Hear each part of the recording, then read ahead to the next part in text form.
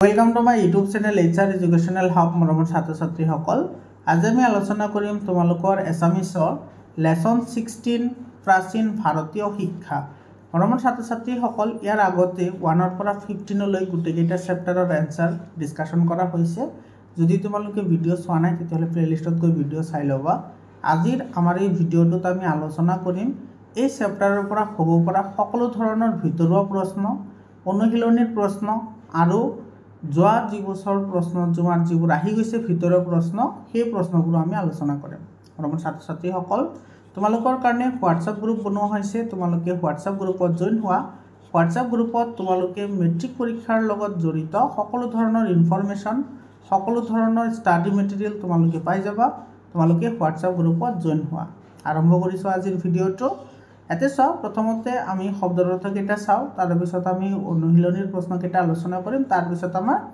ভিতৰৰ প্ৰশ্নবোৰ আলোচনা কৰিম যিবোৰ প্ৰশ্ন তোমালোকৰ মেট্ৰিক পৰীক্ষাত 99% কোৱেশ্চনে কমন থাকিব সব মুখ্য মানে কি সংসাৰ বন্ধনৰ পৰা আতৰি অহা অৱস্থা অৰ্থাৎ নিৰ্বাণ বা মুক্তি পুৰুষাৰ্থ মানে ধৰ্ম অৰ্থ কাম আৰু মুখ্য অৰ্থাৎ পুৰুষৰ প্ৰয়োজনীয় এই চতুৰ্বৰ্গ চেষ্টা বা যত্ন তাৰ পিছত আছে পানিনি এটো সা ইম্পৰ্টেন্ট হয় সংস্কৃত ভাষাৰ প্ৰথম ব্যাকৰণ প্ৰণেতা মানে পানিনি হৈছে তোমাৰ সংস্কৃত ভাষাত সৰ্বপ্ৰথম ব্যাকৰণ ৰচনা কৰিছিল পানিনিয়ে এওৰ সংস্কৃত ব্যাকৰণখন 8টা অধ্যায়ত সম্পূৰ্ণভাৱে নমু অষ্টাধ্যায়ী আজিৰ পৰা অন্তলৈকে ব্যাকৰণখিনি সূত্ৰৰে বন্ধা চাণক্য মৌৰ্যবংশীয় ৰজা চন্দ্ৰগুপ্তৰ ব্ৰাহ্মণ মন্ত্ৰী ৰাষ্ট্ৰবিজ্ঞানৰ এগৰাকী অতি বিচক্ষণ বুদ্ধিৰ লোক এও আন দুটি নামত বিশ্বগুপ্ত আৰু কৌটিল্য এওৰ আন দুটি নাম বিশ্বগুপ্ত আৰু কৌটিল্য অৰ্থশাস্ত্ৰ হ'ল তেওঁৰ বিশ্ববিখ্যাত গ্ৰন্থ বহুত ইম্পৰ্টেন্ট হয় তাৰ পিছত চোৱা তোমালোকৰ অনুশীলনীৰ প্ৰশ্নখিনি ঠিক আছে চোৱা তক্ষশিলা বিশ্ববিদ্যালয়ৰ 4জন প্ৰখ্যাত ছাত্ৰৰ নাম লিখা তো এটোৰ আনসাৰ কি হ'ব তক্ষশিলা বিশ্ববিদ্যালয়ৰ 4জন প্ৰখ্যাত ছাত্ৰৰ নাম হ'ল জীবক পানিনি চাণক্য আৰু অঙ্গুলিমাল খ নম্বৰ প্ৰশ্নটো চোৱা তক্ষশিলালৈ কোন দেশৰ পৰা ছাত্ৰ ছাত্ৰী আহিছিল তক্ষশিলালৈ পশ্চিমৰ পৰা পাৰস্য দেশৰ পৰা চীন দেশৰ পৰা বেক্ট্ৰিয়া আৰু মগধ দেশৰ পৰাও ছাত্ৰ আহিছিল গ নম্বৰ প্ৰশ্নটো চোৱা নাগাৰ্জুন কোন ক'ত আছিল আৰু কি কৰিছিল শ্ৰী ধান্যকটক বিশ্ববিদ্যালয়ৰ প্ৰধান শিক্ষক আছিল নাগাৰ্জুন অমৰাৱতী নগৰৰ ওচৰত আছিল আৰু তেওঁ ছাত্ৰসকলক শিক্ষা প্ৰদান কৰিছিল ঘ নম্বৰ প্ৰশ্নটো চোৱা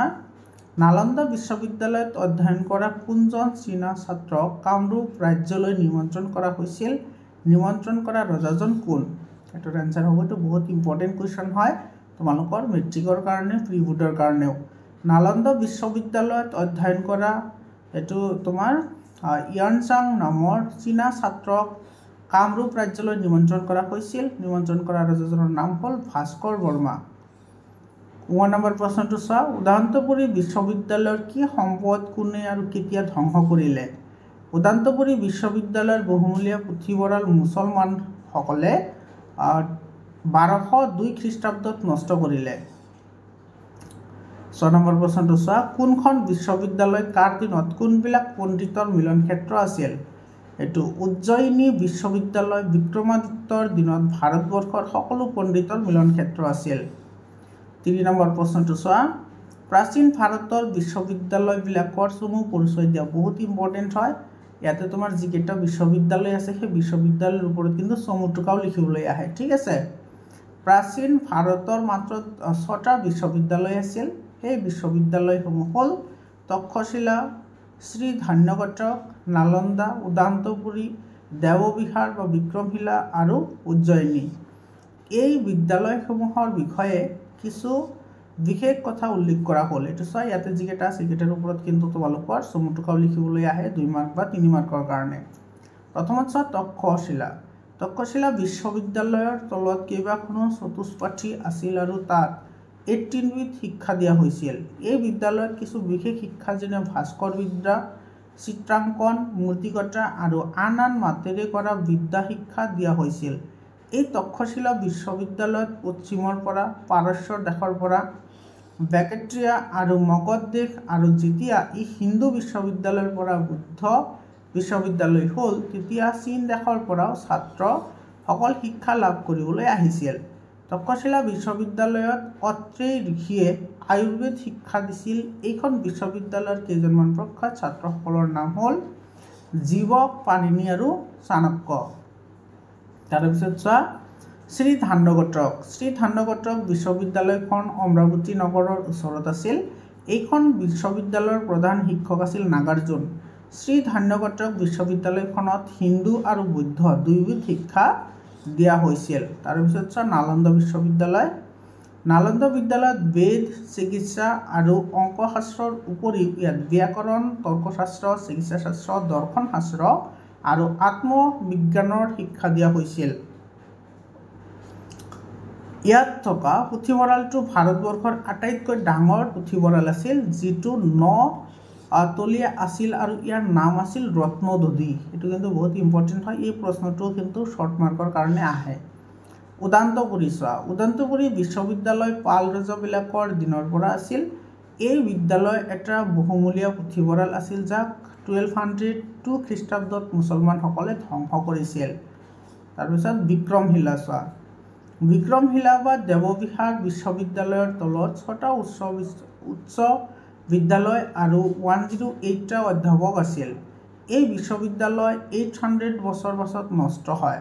ছাত্ৰ থাকিবৰ নিমিত্তে বিদ্যালয়ৰ গাতে লগা 4খন সত্ৰ অৰ্থাৎ ছাত্ৰাবাস আছিল। তাৰপিছত চোৱা উজ্জয়িনী।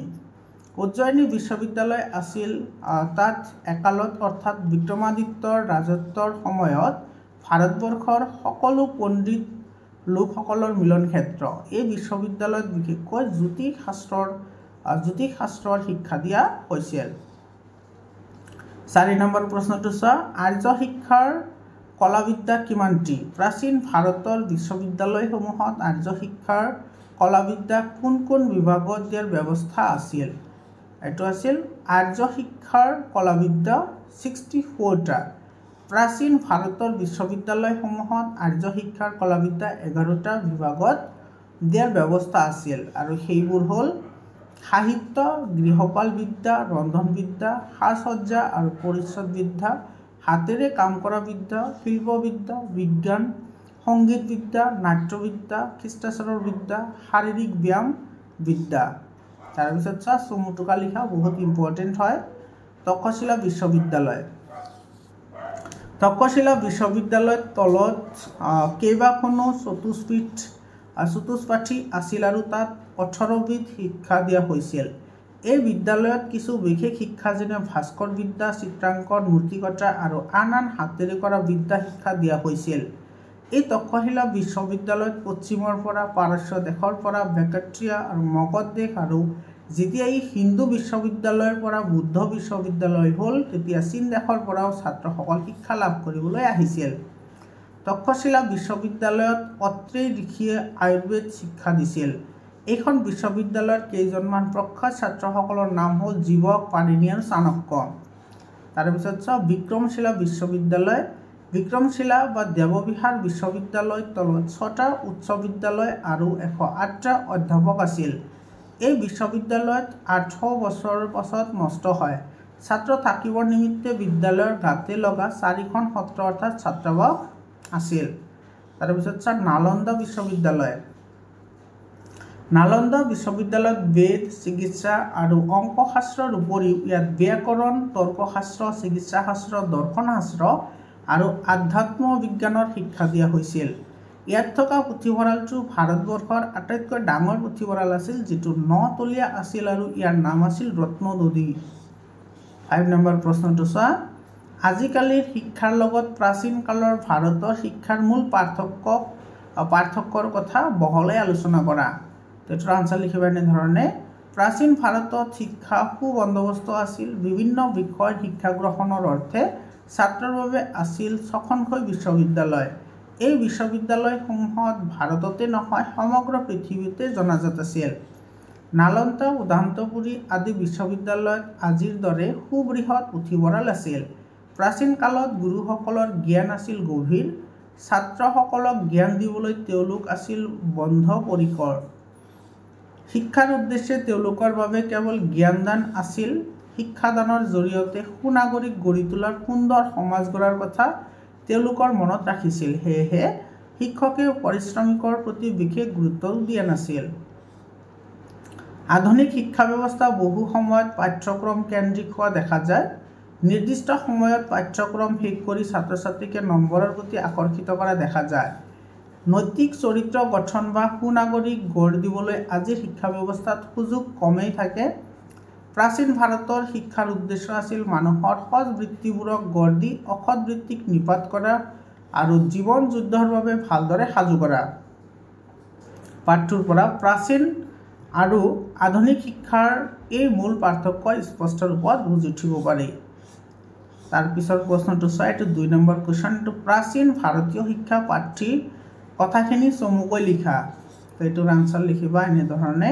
প্ৰাচীন ভাৰতীয় শিক্ষা পাঠ্যৰ মূল উদ্দেশ্য হ'ল প্ৰাচীন ভাৰতৰ শিক্ষাদানৰ বাবে তক্ষশিলা, শ্ৰীধান্যগড়, নালন্দা, উদান্তপুৰী, দেৱবিহাৰ বা বিক্ৰমশিলা আৰু উজ্জয়িনী নামেৰে 2খন বিশ্ববিদ্যালয় আছিল। বিদ্যালয়ৰ নিৰ্বিশেষে হিন্দু আৰু বৌদ্ধ দুয়োবিধ শিক্ষা প্ৰদান কৰা হয়। বিভিন্ন বিদ্যালয়ত তৰ্কশাস্ত্ৰ, চিকিৎসাশাস্ত্ৰ, ব্যাকৰণ, দৰ্শনশাস্ত্ৰ, আত্মবিদ্যা, বেদ আদিৰ বিষয়ত বিদ্যা দিয়া হয়। আৰ্য শিক্ষাৰ 64 কলাবিদ্যাৰ ভিতৰত 11টা বিভাগৰ শিক্ষা দিয়া হৈছিল। বুদ্ধদেৱৰ চিকিৎসক জীৱক, সংস্কৃত ভাষাৰ প্ৰথম ব্যাকৰণ, এইটো চা ব্যাকৰণ, এইটো ইয়কাৰে হ'ব, ব্যাকৰণ প্ৰণেতা পাণিনি, ৰাষ্ট্ৰবিজ্ঞানৰ বিচক্ষণ পণ্ডিত চাণক্য, চীনা পৰিব্ৰাজক ইউৱেনচাং আদিয়ে প্ৰাচীন কালত ভাৰতৰ বিশ্ববিদ্যালয়ত অধ্যয়ন কৰিছিল। বিভিন্ন বিদ্যালয়ত অত্ৰি ঋষি, নাগাৰ্জুন, শিলভদ্ৰ আদিৰ দৰে ব্যক্তিয়ে শিক্ষাদান কৰিছিল। আজিকালিৰ দৰে আগৰ দিনত পুথিভঁৰালৰ ব্যৱস্থা আছিল। বিক্ৰমশিলা বিশ্ববিদ্যালয়ৰ ছাত্ৰাবাসত বিনামূলীয়া থকা খোৱাৰ ব্যৱস্থাও ছাত্ৰসকলৰ বাবে আছিল। উজ্জয়িনীৰ বিশ্ববিদ্যালয় আছিল ভাৰতবৰ্ষৰ সকলো পণ্ডিত লোকৰ মিলনভূমি ৰজা বিক্ৰমাদিত্যৰ ৰাজত্বকালত। প্ৰাচীন ভাৰতৰ নালন্দা বিশ্ববিদ্যালয়ত শিক্ষাৰ দৈৰ্ঘ্য বহু উচ্চমানৰ আছিল। যিকোনো ছাত্ৰই তাত নামভৰ্তি কৰিব পৰা নাছিল। সেই সময়ৰ শিক্ষাৰ উদ্দেশ্য আছিল মানুহৰ অসৎ প্ৰবৃত্তিবোৰক দলিয়াই থৈ সৎ প্ৰবৃত্তিবোৰক আঁকোৱালি লোৱা আৰু জীৱন যুদ্ধৰ কাৰণে তেওঁলোকক সাজু কৰা। প্ৰাচীন ভাৰতৰ শিক্ষা যথেষ্ট আগবঢ়া আছিল। ভাৰতৰ আন এখন তাহানিৰ বিশ্ববিদ্যালয় হৈছে বিক্ৰমশীল বা দেৱবিহাৰ। 2টা উচ্চ বিদ্যালয়ৰ সমষ্টি বিক্ৰমশালীত 10 গৰাকী অধ্যাপক আছিল।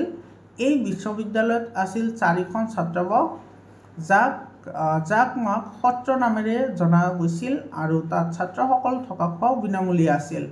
জ্যোতিষশাস্ত্ৰৰ শিক্ষা দিবলৈ আন এক বিশ্ববিদ্যালয় আছিল উজ্জয়িনীত। প্ৰাচীন ভাৰতৰ শিক্ষা উচ্চ আদৰ্শক উপলব্ধি কৰি আজিৰ ছাত্ৰ সমাজে নিজকে সুনাগৰিক ৰূপে গঢ়ি তোলাৰ লগতে দেশখনকো ওখ আদৰ্শৰ বাটলৈ নিয়াৰ পথেৰে আগবঢ়াওক। পাঠ্যৰ জৰিয়তে এনে আহ্বান শুনা গৈছিল। 7 নম্বৰ কুৱেশ্যনটো চোৱা, প্ৰাচীন ভাৰতীয় শিক্ষা প্ৰবন্ধটোৰ পৰা তুমি কি মূল্যৱান কথা শিকিলা চমুকৈ লিখা। এইটোৰ আনচাৰ লিখিবা এনেধৰণে। হেমচন্দ্ৰ গোস্বামীদেৱে লিখা প্ৰাচীন ভাৰতীয় শিক্ষা প্ৰবন্ধটোৰ পৰা আমি বহুতো মূল্যৱান কথা শিকিবলৈ পাইছোঁ। প্ৰাচীন কালত ভাৰতবৰ্ষত শিক্ষা ব্যৱস্থা কিমান উন্নত আছিল সেই বিষয়ে পাঠটোত স্পষ্টভাৱে উল্লেখ কৰা হৈছে। পুৰণি কালত ভাৰতৰ বিশ্ববিদ্যালয় তথা বিশ্ববিদ্যালয়সমূহত কি শিক্ষা প্ৰদান কৰা হৈছিল। তাহানিতে 1-2খন নহয় 6খনকৈ বিশ্ববিদ্যালয় ভাৰতত আছিল। তাৰ ভিতৰত পৃথিৱী বিখ্যাত নালন্দা বা তক্ষশিলাও আছিল। বিশ্ববিদ্যালয়সমূহত ভাৰতৰ বিভিন্ন দিশৰ বিশিষ্ট ব্যক্তি যেনে বুদ্ধদেৱৰ চিকিৎসক জীৱক, সংস্কৃত ভাষাৰ প্ৰথম ব্যাকৰণ প্ৰণেতা পাণিনি আৰু ৰাষ্ট্ৰবিজ্ঞানৰ বিচক্ষণ পণ্ডিত চাণক্য ছাত্ৰ হিচাপে এই বিশ্ববিদ্যালয়ত অধ্যয়ন কৰিছিল। যুগ যুগ ধৰি আগৰ পৰাই এই বিশ্ববিদ্যালয়সমূহৰ কোনোটো সত্ৰ বা ছাত্ৰাবাস আছিল। ক'ৰবাত 9তলীয়া পুথিভঁৰাল আছিল, কোনোবাখন আকৌ ভাৰতৰ সকলো পণ্ডিতৰ মিলনভূমিও আছিল। আগত দিনত ছাত্ৰসকলে শিক্ষা লাভ কৰি বিষয়ত কেনেকৈ সিদ্ধি লাভ কৰি নতুন নতুন তত্ত্ব আৰু সত্য আৱিষ্কাৰ কৰিছিল আৰু আজিৰ ছাত্ৰই কিয় তেনে সত্য আৱিষ্কাৰ কৰিব পৰা নাই ইয়াৰ বিষয়ে গম পোৱা গ'ল। আগৰ দিনত শিক্ষা ব্যৱস্থা আছিল মানুহৰ বৃত্তিবোৰক তুলি তেওঁক জীৱন যুদ্ধৰ নিমিত্তে সাজু কৰা। আগৰ দিনত আজিকালিৰ দিনৰ দৰে শিক্ষাৰ উদ্দেশ্য চাকৰি নাছিল। এনেবোৰ বিষয়ে গম পোৱা যায় এই পাঠ্যৰ জৰিয়তে। মৰমৰ ছাত্ৰ ছাত্ৰীসকল, তাৰ পিছত আছে সব ভাষা বিষয় অৰ্থাৎ এইখিনি আছে তোমাৰ গ্ৰামাৰ পাৰ্ট মৰমৰ ছাত্ৰ ছাত্ৰীসকল তোমালোকৰ এছামিছৰ এই 16টা চেপ্টাৰৰে গোটেইখিনি মই 100% মই গ্ৰামাৰখিনিও আলোচনা কৰিছোঁ তাৰ লগতে তোমাৰ ইনসাইড কোৱেশ্চন যিবোৰ কোৱেশ্চন তোমালোকৰ মেট্ৰিক পৰীক্ষাত আহাটো বাঞ্ছনীয় 99% কোৱেশ্চন তোমালোকে এনেকৈ কমন হোৱা মই প্ৰত্যেকটো চেপ্টাৰৰে এনেকৈ মই কৰি দিছোঁ আৰু এটা কথা মৰমৰ ছাত্ৰ ছাত্ৰীসকল তোমালোকে সায়েন্স ম্যাথছ সোশিয়াল সায়েন্স আৰু এছামিছ এই চাৰিটা সাবজেক্টৰ কাৰণে আৰু একো চিন্তা কৰিব নালাগে 100% মই তোমালোকক প্ৰিপাৰেচন কৰাম তোমালোকে চেনেলটো সাবস্ক্ৰাইব কৰা আৰু তোমাৰ বন্ধুবৰ্গৰ লগত শ্বেয়াৰ কৰা এতে সব বাক্য ৰচনা কৰা স্বাধীন চিন্তা জ্যোতিষ শাস্ত্ৰ পুৰামাটি আৰু বাহিৰে ভিতৰে তো তুমি যিকোনো লিখিব পাৰা এটো যে এই মতে লিখিব লাগিব তেনেকুৱা কোনো কথা নাই এটো তোমাৰ মতেও তুমি লিখিব পাৰা বৰ্তমান সময়ত স্বাধীন চিন্তাৰ মনোভাৱৰ লোক বহুত কমেই পোৱা যায় জ্যোতিষ শাস্ত্ৰ উজ্জয়িনী বিশ্ববিদ্যালয়ত জ্যোতিষ শাস্ত্ৰৰ শিক্ষা দিয়া হৈছিল পুৰামাটি অসমৰ ভিতৰত গৌৰীপুৰ পুৰামাটিৰ ভাস্কৰ্যৰ বাবে বিখ্যাত অঞ্চল বাহিৰে ভিতৰে নালন্দা বিশ্ববিদ্যালয়ত বাহিৰে ভিতৰে মিলি 10,000 ছাত্ৰ আছিল তাৰ পিছত চোৱা তলৰ শব্দকেইটাৰ সন্ধি ভাঙা মৰমৰ ছাত্ৰ ছাত্ৰীসকল এনেকুৱা ধৰণৰ যিবোৰ কোৱেশ্চন আছে সন্ধি ভাঙা প্ৰত্যয় অনুসৰ্গ উপসৰ্গ তাৰ পিছত নত্যবিধি সত্যবিধি তাৰ পিছত সমাস এনেকুৱা ধৰণৰ প্ৰশ্ন তোমালোকৰ প্ৰত্যেকটো চেপ্টাৰৰে শেষত এনেকুৱা কোৱেশ্চন আছে আৰু তোমালোকৰ পৰীক্ষাত মেট্ৰিক পৰীক্ষাত পিউড এক্সামিনেশ্যন লগতে হাফিল এক্সামিনেশ্যনতো এনেকুৱা ধৰণৰ কোৱেশ্চনে আহে যাতে চোৱা শিক্ষাগাৰ হেতু শিক্ষাযুগ আগাৰ শিক্ষাগাৰ বিদ্যালয় কি হ'ব বিদ্যাযুগ আলয় বিদ্যালয় পুৰুষাৰ্থ হ'ব পুৰুষযুগ অৰ্থ পুৰুষাৰ্থ মৰমৰ ছাত্ৰ ছাত্ৰীসকল এতিয়া চোৱা বহুত ইম্পৰ্টেণ্ট ইনসাইড কোৱেশ্চন যিবোৰ কোৱেশ্চন তোমালোকৰ পৰীক্ষাত আহাটো বাঞ্ছনীয় নালন্দা বিশ্ববিদ্যালয়ৰ নতলীয়া পুথিভঁৰালটোৰ নাম কি এইটো হৈছে ৰত্নদধি আৰু এইটো চোৱা 2025 চনত আহিছে মেট্ৰিকত তাৰ পিছত সাউথ চালমাৰা মানকাছাৰত আহিছে প্ৰিবুড এক্সামত বজালিত আহিছে কুকৰাঝাৰত আহিছে গোলাঘাটত আহিছে আৰু কামৰূপতো আহিছে বহুত ইম্পৰ্টেণ্ট কোৱেশ্চন হয় হেমচন্দ্ৰ গোস্বামীৰ প্ৰথম অসমীয়া সনেটটোৰ নাম কি প্ৰিয়তমাৰ চিঠি মেট্ৰিকত আহিছে 24ত কামৰূপত প্ৰিবুডত আহিছে ধুবুৰীত প্ৰিবুডত আহিছে চৰাইদেউত আহিছে আৰু লখিমপুৰতো আহিছে তোমালোকে ইয়াতে চাব পাৰা কোনটো কেতিয়া আহিছে নালন্দা বিশ্ববিদ্যালয়ৰ প্ৰখ্যাত অধ্যক্ষজনৰ নাম কি এটো শিলভদ্ৰ ৰত্নদধি কি ৰত্নদধি নালন্দা বিশ্ববিদ্যালয়ৰ পুথিভঁৰাল শ্ৰী ধান্যকাটক বিশ্ববিদ্যালয়ৰ প্ৰধান শিক্ষকগৰাকীৰ নাম কি আছিল শ্ৰী ধান্যকাটক বিশ্ববিদ্যালয়ৰ প্ৰধান শিক্ষকগৰাকীৰ নাম আছিল নাগাৰ্জুন মৌৰ্য বংশৰ ৰজা চন্দ্ৰগুপ্ত ব্ৰাহ্মণ মন্ত্ৰীজনৰ নাম কি আছিল চাণক্য আৰ্য শিক্ষাৰ কলাবিদ্যা কিমানটি আৰ্য শিক্ষাৰ কলাবিদ্যা 64টি কৌটিল্যৰ আন নাম কি আছিল কৌটিল্যৰ আন নাম আছিল চাণক্য নাগাৰ্জুন কোন এইটো কোন কোন জিলাত আহিছে গোটেইখিনি তোমালোকে চাব পাৰা নাগাৰ্জুন আছিল শ্ৰী ধান্যকাটক বিশ্ববিদ্যালয়ৰ প্ৰধান শিক্ষক প্ৰথম অসমীয়া চনত ৰচিত গৰাকী কবিতা সংকলনখনৰ নাম কি হেমচন্দ্ৰ গোস্বামীৰ কবিতা সংকলনখিনি ফুলৰ চাকি শ্ৰী ধান্যকাটক বিশ্ববিদ্যালয় কোন নগৰৰ ওচৰত অৱস্থিত এটা হচ্ছে যোৰহাটত আহিছে পিউড এক্সামিনেশ্যনত আজিকালি এনেকুৱা তোমাৰ চেপ্টাৰৰ ভিতৰৰ পৰা প্ৰশ্ন আহে এছামিছত শ্ৰী ধান্যকাটক বিশ্ববিদ্যালয়ত অমৰাৱতী নগৰৰ ওচৰত অৱস্থিত চাণক্যৰ বিশ্ববিখ্যাত গ্ৰন্থৰ নাম কি চাণক্যৰ বিশ্ববিখ্যাত গ্ৰন্থৰ নাম হৈছে অৰ্থশাস্ত্ৰ চাণক্যৰ আন এটা নাম কৌটিল্যই হয় ঠিক আছে কৌটিল্য চাণক্যৰ আন এটা নাম কৌটিল্য বুলিও কোৱা হয় তোমালোকে মনত ৰাখিবা কনফিউজ নহবা তো অৰ্থশাস্ত্ৰৰ লিখক কৌটিল্য বা চাণক্য দুজন একেজনে হয় প্ৰথম অসমীয়া সনেটৰ জনক কোন এটো হৈছে হেমচন্দ্ৰ গোস্বামী অৰ্থশাস্ত্ৰৰ ৰচক কোন বা প্ৰণেতা কোন এটো হৈছে চাণক্য হেমচন্দ্ৰ গোস্বামীৰ জন্মস্থান ক'ত আছিল এটো চা এই প্ৰশ্নটো চাণক্য বা কৌটিল্য ঠিক আছে এটো ম্যাক্সিমাম ঠাইত কিন্তু কৌটিল্যও আছে তো তোমালোকে কনফিউজ নহবা চাণক্য বা কৌটিল্য এই দুজন মানুহ একে হয় নাম বেলেগ বেলেগ হয় হেমচন্দ্ৰ গোস্বামীৰ জন্মস্থান ক'ত আছিল গোলাঘাটৰ ওচৰত ঢেকিয়ালত তক্ষশিলা বিশ্ববিদ্যালয়ত কেতিয়াৰ পৰা চীন দেশৰ ছাত্ৰ আহি পঢ়িছিল তো হিন্দু বিশ্ববিদ্যালয় গুচি বৌদ্ধ বিশ্ববিদ্যালয় হোৱাৰ পাছৰ পৰা চীন দেশৰ ছাত্ৰ আহি পঢ়িছিল তাৰ পিছৰ প্ৰশ্নটো চোৱা বিক্ৰমশিলা বা দেৱবিহাৰ বিশ্ববিদ্যালয়ৰ অধীনত কিমানখন উচ্চ বিদ্যালয় আছিল 6খন উচ্চ বিদ্যালয় আছিল শিলভদ্ৰ কোন আছিল শিলভদ্ৰ নালন্দা বিশ্ববিদ্যালয়ৰ অধ্যক্ষ আছিল সংস্কৃত ভাষাৰ প্ৰথম ব্যাকৰণ ৰচক বা প্ৰণেতা কোন পাণিনি সংস্কৃত ভাষাৰ প্ৰথম ব্যাকৰণ প্ৰণেতা কোনখন বিশ্ববিদ্যালয় আৰু কাৰ দিনত কোন সকল পণ্ডিতৰ মিলন ক্ষেত্ৰ আছিল? উজ্জয়িনী বিশ্ববিদ্যালয়ত বিক্ৰমাদিত্যৰ ৰাজত্ব কালত ভাৰতবৰ্ষত সকলো পণ্ডিতৰ মিলন ক্ষেত্ৰ আছিল। খ্ৰীষ্টীয় কিমান শতাব্দীত ধৰ্মপাল ৰজাই ৰাজত্ব কৰিছিল? খ্ৰীষ্টীয় ৮ম শতাব্দীত ধৰ্মপাল ৰজাই ৰাজত্ব কৰিছিল। হেমচন্দ্ৰ গোস্বামীৰ এখন কবিতা সংকলনৰ নাম লিখা, সেইটো হ'ব ফুলৰ চাকি। ভাস্কৰ বৰ্মা কোন ৰাজ্যৰ ৰজা আছিল? ভাস্কৰ বৰ্মা বিহাৰৰ ৰজা আছিল। কৌটিল্যৰ বিশ্ববিখ্যাত গ্ৰন্থখনৰ নাম হৈছে অৰ্থশাস্ত্ৰ। পাণিনিয়ে প্ৰণয়ন কৰা সংস্কৃত ব্যাকৰণখনৰ নাম কি? অষ্টাধ্যায়ী।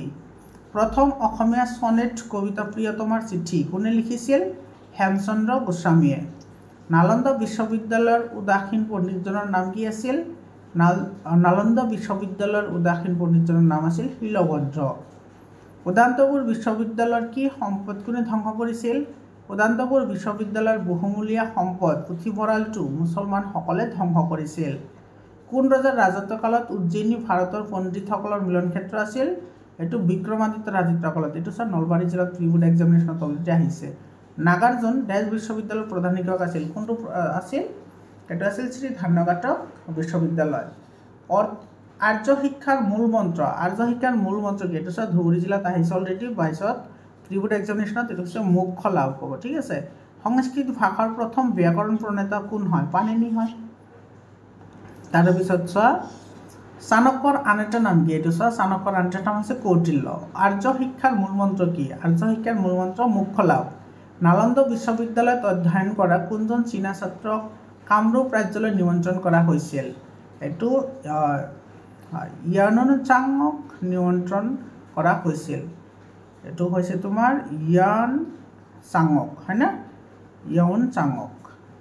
তক্ষশিলা বিশ্ববিদ্যালয়ৰ 2জন বা 3জন প্ৰখ্যাত ছাত্ৰৰ নাম লিখা। এইটো জীৱক, পাণিনি আৰু চাণক্য। মোক্ষ মানে কি? মোক্ষ মানে নিৰ্বাণ বা মুক্তি। হেমচন্দ্ৰ গোস্বামীদেৱৰ জন্ম কেতিয়া আৰু ক'ত হৈছিল? এইটো চব গোলাঘাট জিলাত আহিছে অলৰেডি 24ত। হেমচন্দ্ৰ গোস্বামীদেৱৰ 1872 চনত গোলাঘাটৰ ওচৰৰ ঢেকিয়ালত জন্ম হৈছিল। পাণিনি কোন? পাণিনি হৈছে সংস্কৃত ভাষাৰ প্ৰথম ব্যাকৰণ প্ৰণেতা। মানুহৰ পুৰুষাৰ্থক কেইটা আৰু কি ভাগত ভাগ কৰা হৈছে? মানুহৰ পুৰুষাৰ্থক ধৰ্ম, অৰ্থ, কাম আৰু মোক্ষ এই 4টা ভাগত ভাগ কৰা হৈছে। নালন্দা বিশ্ববিদ্যালয়ত অধ্যয়ন কৰা চীনা ছাত্ৰ এজনৰ নাম লিখা। এইটো হৈছে তোমাৰ ইয়ানচাং। অষ্টাধ্যায়ী কাৰ ৰচনা? অষ্টাধ্যায়ী হৈছে পাণিনিৰ ৰচনা, আৰু যিখন পাণিনিয়ে ৰচনা কৰিছিল এইটো হৈছে সৰ্বপ্ৰথম সংস্কৃত ভাষাৰ ব্যাকৰণ, যাৰ নাম হৈছে অষ্টাধ্যায়ী। অত্ৰেয় ঋষি কোন আছিল? অত্ৰেয় ঋষি তক্ষশিলা বিশ্ববিদ্যালয়ৰ আয়ুৰ্বেদৰ শিক্ষক আছিল। শ্ৰী ধান্যঘাটক বিশ্ববিদ্যালয় ক'ত আছিল? শ্ৰী ধান্যঘাটক বিশ্ববিদ্যালয়ত অমৰাৱতী নগৰত আছিল। বুদ্ধদেৱৰ চিকিৎসকজনৰ নাম কি? তেওঁ কাৰ ছাত্ৰ আছিল? এইটো চা কিমান জিলাত আহিছে এই কুৱেশ্যনটো। বুদ্ধদেৱৰ চিকিৎসকজনৰ নাম আছিল জীৱক, তেওঁ অত্ৰেয় মুনিৰ ছাত্ৰ আছিল। তক্ষশিলা বিশ্ববিদ্যালয়ত কি বিষয়ৰ শিক্ষা দিয়া হৈছিল? তক্ষশিলা বিশ্ববিদ্যালয়ত ভাস্কৰ বিদ্যা, চিত্ৰাংকন, মূৰ্তিকৰ্তা আৰু হস্তবিদ্যা আদি বিষয়ত শিক্ষা দিয়া হৈছিল। প্ৰাচীন ভাৰতৰ কেইখন বিশ্ববিদ্যালয় আছিল? প্ৰাচীন ভাৰতৰ 6খন বিশ্ববিদ্যালয় আছিল। প্ৰাচীন ভাৰতীয় শিক্ষা পাঠ্যৰ লেখক কোন? হেমচন্দ্ৰ গোস্বামী। হেমচন্দ্ৰ গোস্বামীয়ে প্ৰণয়ন কৰা অসমীয়া অভিধানখনৰ নাম কি? বহুত ইম্পৰ্টেণ্ট হয়, এইটো হৈছে হেমকোষ। পুৰণি অসম বুৰঞ্জী গ্ৰন্থিখনৰ ৰচক কোন? হেমচন্দ্ৰ গোস্বামী। জীৱক কাৰ ছাত্ৰ আছিল? জীৱক আছিল অত্ৰেয় ঋষিৰ ছাত্ৰ। বৰ্তমান ছাত্ৰ ছাত্ৰীসকল এইখিনি আছিল এই চেপ্টাৰৰ 100%। তোমালোকৰ ইয়াৰে পৰা তোমালোকৰ মেট্ৰিক পৰীক্ষা, প্ৰিবুড এক্সামিনেশ্যন, হাফ ইয়াৰলি এক্সামিনেশ্যনত 99% কুৱেশ্যনে তোমালোকে কমেণ্ট পাবা। তোমালোকে দেখাই পালা যে কেনেকুৱা ধৰণৰ ইনচাইট কুৱেশ্যন হয় আজিকালি। বৰ্তমান ছাত্ৰ ছাত্ৰীসকল তোমালোকক আকৌ এবাৰ মনত পেলাই দিছোঁ, ছায়েন্স, মেথছ, তাৰপিছত ছ'চিয়েল ছায়েন্স আৰু এছামিছ এই 4টা ছাবজেক্টৰ কাৰণে তোমালোকক 100% তোমালোকক মই প্ৰিপাৰেশ্যন কৰাম। আৰু এইবোৰৰ চেপ্টাৰ ৱাইজ MCQৰ লগতে ভিতৰুৱা প্ৰশ্ন, লগতে তোমালোকৰ কাৰণে ইবুক বনোৱা হৈছে। তোমালোকে যদি ইবুক ল'ব বিচৰা তেতিয়াহ'লে 7002824673 এইটো নম্বৰত তোমালোকে পঠাই দিবা বা মেছেজ কৰিবা, মই তোমালোকক PDF ফাইল প্ৰভাইড কৰিম। আৰু আমাৰ ছাত্ৰ ছাত্ৰীসকল তোমালোকে হোৱাটছআপ গ্ৰুপত জইন হোৱা, হোৱাটছআপ গ্ৰুপৰ লিংকটো মই ডেছক্ৰিপশ্যনত দি দিছোঁ। আজিৰ কাৰণে এইখিনিয়ে, আকৌ লগ পাম বেলেগ এটা ভিডিঅ'লৈ। ধন্যবাদ।